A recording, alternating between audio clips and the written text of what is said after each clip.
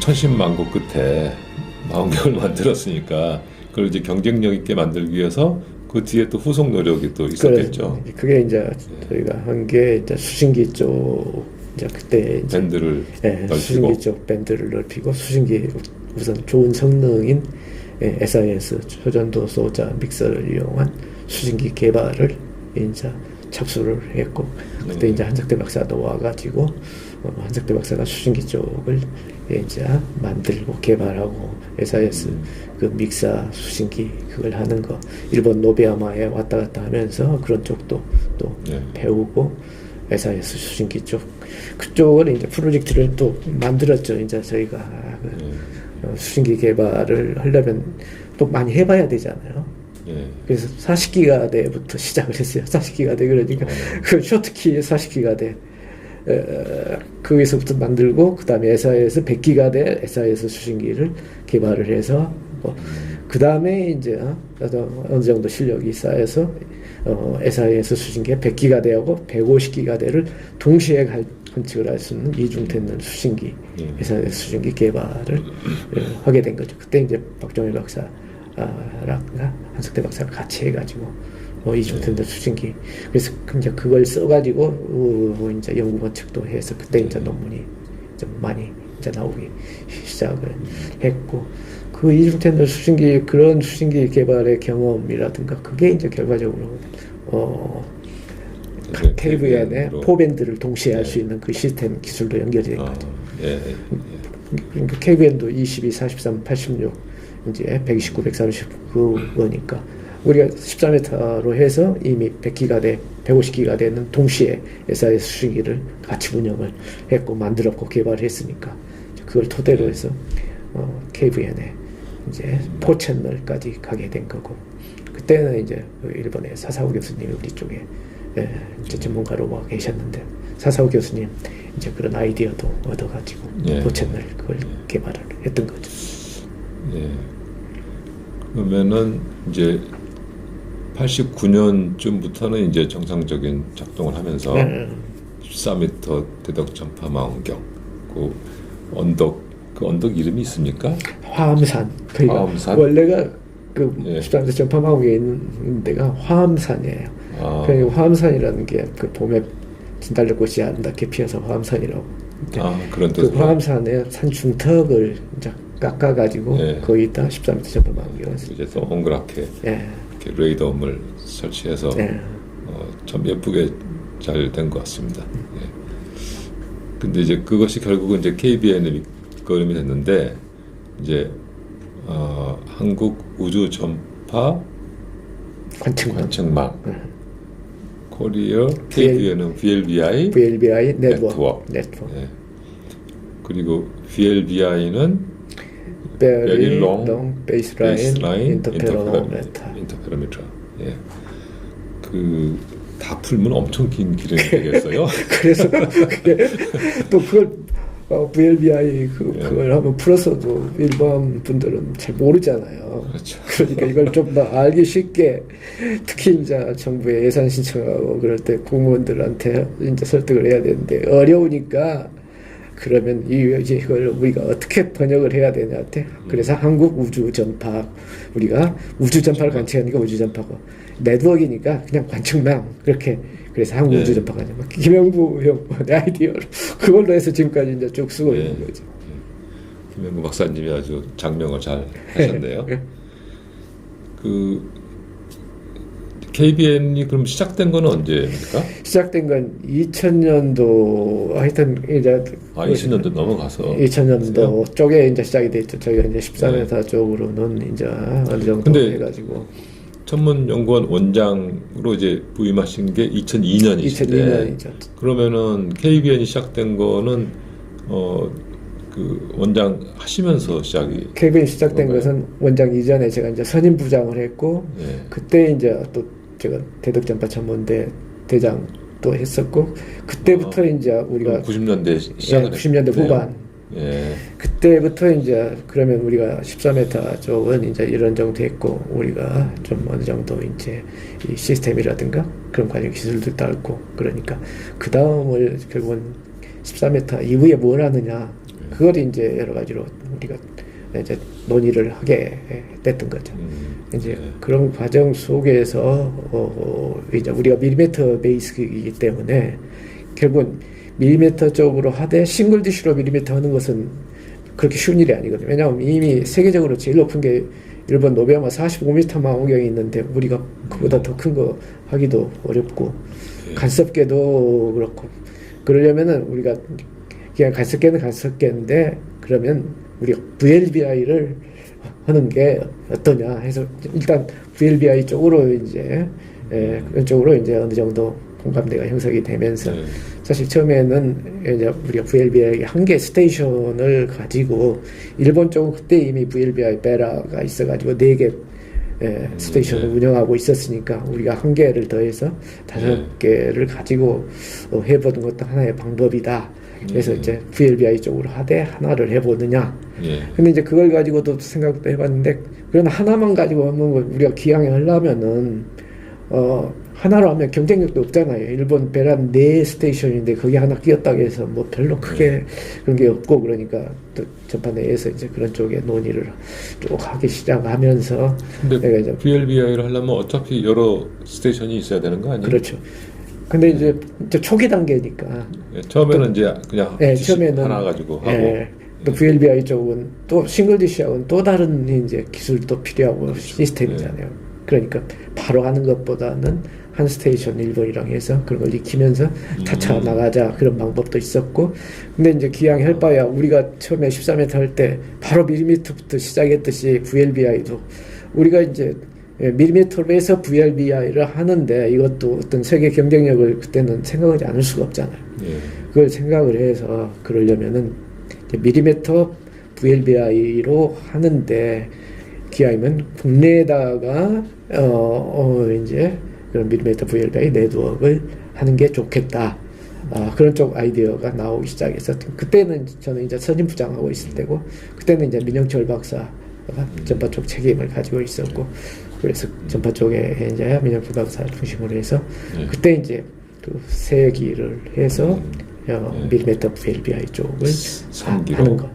그리고 또 하나의 옵션으로는 그때 이제 김대중 대통령 정부였으니까 북한하고도 어느 정도 좀 관계가 좀 괜찮은 단계였기 때문에 기왕이면 2개 정도는 북한에다 해가지고 한반도 네트워크로도 한번 해보고 그러나 첫 단계에서는 우리가 북한 쪽은 놔두고 우선 남한 쪽 3기 가장 그 VLBI 네트워크에서는 기본이 3개잖아요. 2개면 별 의미가 없는 거고 3개가 되고 기본이니까 한쪽으로밖에 그렇죠.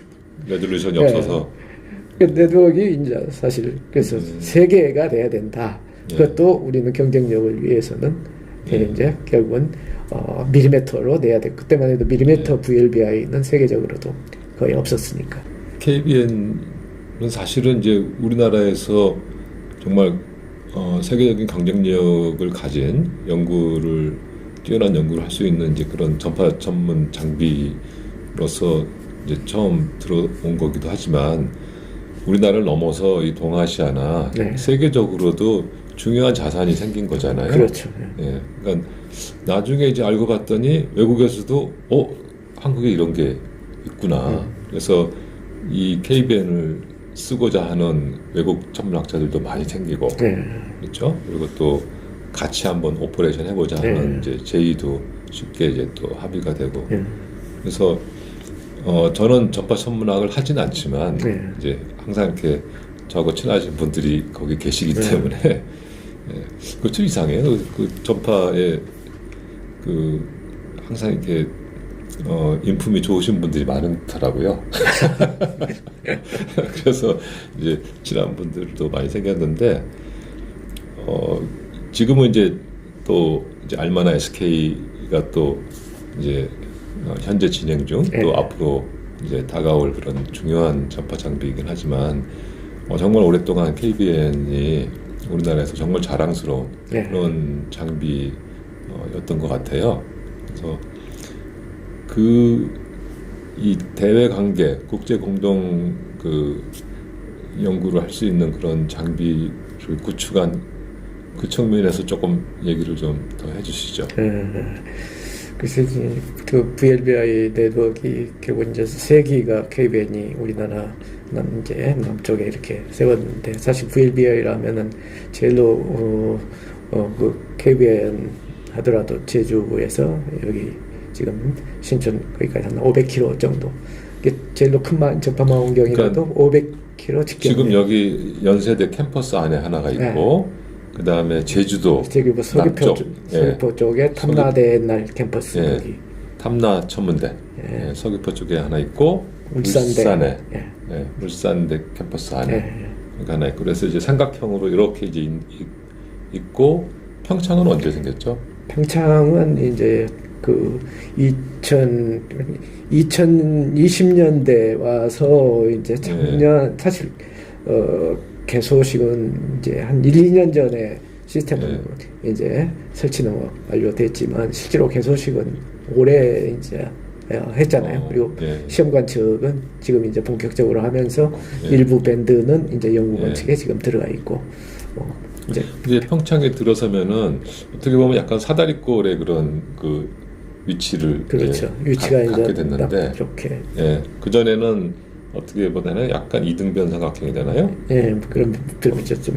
예, 그런 모양을 갖고 있다가 이제 약간 사다리꼴이 됐는데, 그게 UV 플레인 커버리지상 훨씬 유리하나요? 그렇죠. 위치도 유명하고 또 특히 이제 그 UV 커버리지상 또 그 센시티비티 측면에서도 이게 서로 이제 둘씩 콤비네이션이 되잖아요. 3개 있을 때하고 4개 있을 때하고는 이 콤비네이션으로 되니까 2배의 집광력이 생겨버리는, 굉장히 그러니까 집광력이 높아 2배가 되어버리니까 한 스테이션이 이제 늘어남에 따라서 세 스테이션보다는 4스테이션 쪽으로 했을 때 굉장히 이제 그 센시티비티라든가 그런 게 이제 좋아지는 셈이죠. 그리고 이제 일본은 이게 길다란 열도여가지고 이제 길이로는 상당히 그 분해능을 갖출 수 있는 그 길이가 있지만은 옆으로는 그렇죠. 얇아가지고 이게 BLBI 하기가 어려운 그런 나라죠. 그렇죠. 어렵지는 않지만 좀 그 이상적인 그런 구조는 아니. 근데 거기를 우리나라가 이제 딱 받쳐주는 Y자로 딱 이렇게 들어가면 이제 전혀 상황이 달라지죠. 그렇죠. 일본은 이제 특히 저 북쪽에 있는 거하고 남쪽에 있는 거, 일본이 남북으로 길어서 한 2,000km보다 좀 더 넓은 베이스. 북한하고도 하면 뭐 더 좋았겠지만은 그러면 이제 그 일본하고 같이 하고 뭐 나중에 북한이나 뭐 중국하고도 이제 하자는 그 논의도 있었던 걸로 제가 기억하는데. 근데 이제 북한은 어차피 어렵기 때문에 이제 중국하고는 이미 그 전에 논의가 다 돼서 이스테이션 VLBI 네트워크는 이미 형성이 돼서 정상적으로 아주 연구 관측을 한 것은 2018년도부터 이미 하고 있거든요. 지금 연구 관측을 EAVN이 바로 그건데, 이게 이제 처음에 그러니까 KBN이 완성된 거는 이제 언젠가요? 처음에 이제 완성된 것은 3기가 다 설치된 건 2018년이고요. 그 다음에 이제 실제로 여러 가지 그 간섭계로서 프린지가 얻어진 게 이제 2011년, 그다음 3기가 전체 얻어진 게 2011년, 12년이고, 그래가지고 실제로 연구 관측에 들어간 건 2013년도부터 본격적으로 연구 관측에 들어갔던 거죠. 근데 이미 이제 그 우리가 KBN을 됐네요. 저는 듣기로는 엄청 오랫동안 들었는데 실제로는 12년 정도 된 거군요. 그래서 그 KBN이 될 때 그 이전에 이제 우리가 VLBI 쪽에 대한 경험이 많지 않았기 때문에 일본 쪽하고 이제 협력을 또 많이 했죠. 그래서 제가 이제 2002년도에 그때 원장이었을 때 일본 국립천문대 대장은 그 가요 교수님, 지도 교수님, 가요 교수님. 그래서 저하고 이제 가요 교수님하고 협력이 잘 될 수밖에 없네요. 협력에 그 MOU를 그때 맺은 거예요. 그래서 그때 이제 우리 KBN하고 일본 배라는 내기로 해서 이미 이제 가동하고 있었으니까 같이 공동 네트워크를 하고 그 인력 양성이라든가 그런 기술 교류하고. 우리는 이름이 KBN이고 저희는 베라. 네, 베라라고. 베라 VLBI 뭐 익스플로레이션 오브 어레이에서. 근데 완성되기 한참 전인데 그때 이미 MOU를 맺으신 거예요? 이제 앞을 보고 해야 되니까. 그래가지고 그때 이제 우리 KBN하고 베라하고 공동 콤바인드 네트워크를 하면서 또 그때 이미 이스테이션에 중국도 이미 VLBI는 우리보다 역사가 더 오래됐어요. 그래서 중국도 같이 해야 되니까 그걸 하려면은 이 상반기 데이터 처리를 우리만 하면 3기지만 일본까지 하면 7스테이션을 걸 해야 되고 중국까지 끼면 10스테이션이 더 넘어야 되니까 그런 쪽 상반기를 처리할 수 있는 상반기를 만들고 그 센터를 만들자고 한 게 이제 그때 2002년에 일본 그 MOU를 가이부 대장이랑 맺어서 그때 이제 MOU를 맺어서 노드 추진을 해가는 걸로 그때 맺었었죠. 그래서 그 맺은 거기에 따라서 이제 일본 베라하고 KBN하고 네트워크에서 그게 이제 카바. 그래서 카바를 가지고 일본 쪽 VLBI 네트워크 우리 KBN으로 해서 공동 연구관 측을 먼저 시작을 했고 KBN에서 KBN VLBI로 해서 절반하면 카바 일본 우리 KBN하고 일본 베라하고 해서 한 절반 해서 그렇게 운영을 하고 그 다음에 이제 중국을 넣어서 2018년도에 EAVN 이스테이션 VLBI 네트워크로 해서 2018년도부터 공동 네트워크 이제 전체 중국까지 포함한 몇천 킬로, 5천 킬로 이상의 그렇죠. 네트워크로 형성을 하고 그 데이터 처리를 이제 우리 대전에 있는 동아시아 VLBI 연구센터 거기다 그 상관기를 일본하고 같이 농개발의 상관기를 만들고 센터는 우리나라에 둔 거네요. 그렇죠. 센터 그래서 동아시아 VLBI 센터로 이제 나온 거잖아요. 그 건물을 우리가 짓게 된 거죠. 그게 250억 정도 예산을 따로 또 확보를. 지금 베이스라인으로 보면은 세계 최대 아닌가요? 이제 근데 있나요? 세계 최대는 아니에요. 왜냐하면 유럽이라든가 미국이라든가 하면 벌써 미국하고 유럽하고 글로벌 네트워크가 있기 때문에. 근데 그거는 이제 그냥 시험상 어쩌다 한번 해보는 거지. 그렇죠. 상시로 하는 것은 지금 EAVN 이게 제일로 큰 거고 그렇죠. 제일로 본격적으로 하고 있는 겁니다. 실질적으로. 그러니까요. 유럽 쪽 네트워크는 유럽 쪽 하면서 자기들이 이제 필요에 따라서 우리하고도 하고 미국 쪽으로도 하고 미국은 VLBA지만 VLBA는 이제 그런 베이스라인 상에서는 EAVN이 더 크죠. 근데 일본하고는 뭐 계속 잘 하고 있으실 것 같은데 중국하고 지금 공동 관측이 지금 잘 되고 있나요? 중국하고도 잘 되고 있어요. 중국은 근데 이제 한 게 상하이 옵서버토리에 그게 65m가 있고 난산 26m가 있는데 그게 신장 우름치 쪽에 있는데요. 이제 거기가 참여를 하는데 그쪽은 그때 밴드가 이제 사실 제한이 되어 있죠. 우리가 밀리미터 판도 65m가 있어요? 그래서 밀리미터까지는 안 되고 밀리미터가 아니고 43하고 22하고 6.7하고 좀 더 이제 낮은 쪽을 하고 중국 쪽은 아직 그 밀리미터라든가가 본격적으로 하는 망원경이 거기도 14m가 있는데 거기는 싱글 디시로만 하고 VLBI 네트워크는 안 쓰고 그러니까 80기가대 이상은 중국 쪽은 VLBI는 지금 못 하고 있죠. 안 되죠. 할 수 있는 망원경이 그 밑에 이제 잘해야 40기가대, 22기가대. 40기가대도 좀 이제 약간 문제가 있는데 40기가대 쪽은 그 상하이 정도로. 앞으로 좀 주파수대를 거기서 좀 늘려야겠네. 사실 위로 올려야 되는데 이제 같이 하려면. 그렇죠. 이제. 그래서 그거 이제 이스트 에이시아 VLBI 네트워크. 그게 이제. 그래서 그 데이터를 대전에 있는 이제 동아시아 VLBI 센터 상관기 센터에서 그걸 다 처리를 이제 해서 우리가 다 보내주고 있는 거죠. 프로포zal 받고. 그래서 각각 이제 KBN이라든가 KBN 플러스 베라로 그렇게 운영하는 거, 그다음에 EAVN으로 해서 네트워크로 공동 관측을 하는 거, 거기에 각각 이제 어떤 사이언스들을 해갈 것이냐. 그래서 거기에 이제 키 사이언스들, 라지 프로그램들을 또 다 모여서 그런 것들을 이제 다 셋업을 했죠. 거기에서 이제 여러 가지 하고 그 외에 이제 아주 오픈 뉴스로 또 받고 그 운영 비율을 이제 그 세 나라 말고도 이제 그 관측 시간 어플라이 해가지고 또 시간 배정을 하죠. 그렇죠.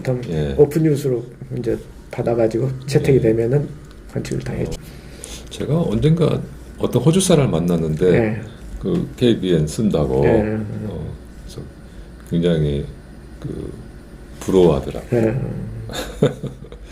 어떻게 보면 세계적인 자산이 된 것 같아요. 네, 그렇습니다. 예. 그리고 특히 이제 KBN 쪽에서 도입한 그 4채널 동시관측 시스템은 VLBI의 굉장히 VLBI 수신기의 스탠다드로 지금 되어가지고 그걸 수신기 동시관측 수신 시스템을 한석대 박사가 개발해서 이태리 쪽 VLBI 네트워크에 그걸 공급을 해줬잖아요. 5채널 동시 관측을 하면 어떤 점이 유리한가요?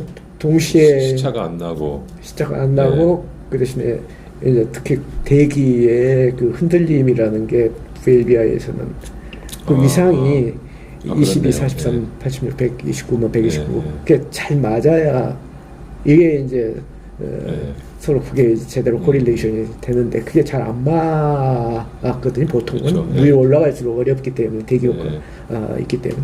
그럼 동시 관측을 하면은 이게 동시에 같은 에서 돌니까 그런 게 굉장히 줄어지기 때문에 여러 가지 있죠. 전파 관측에서는 결정적으로 중요하겠네요. 그리고 그게 이제 뭐 한 밴드만 보는 게 아니고 또 4배의 관측 효율을 또 되는 거죠. 한 밴드. 그러니까 그 라인으로 따지면 22기가 H2 메이저도 관측하고 SIO 메이저도 트랜지션에 따라서 이제 V1, J10, J21, J31을 그걸 동시에 관측해 보니까 그게 다 같이 나오는 전체는 그만큼 완전히 그 연구의 폭이 넓어지는 거고 심도가 깊어지는 거죠. 근데 그게 말을 그렇고 어떻게 가능하죠? 그 초점면에 수신기가 같이 있는 거겠죠? 다른 파장의 수신기가. 네, 그걸 이제 다른 수신기가 각각 다 있죠.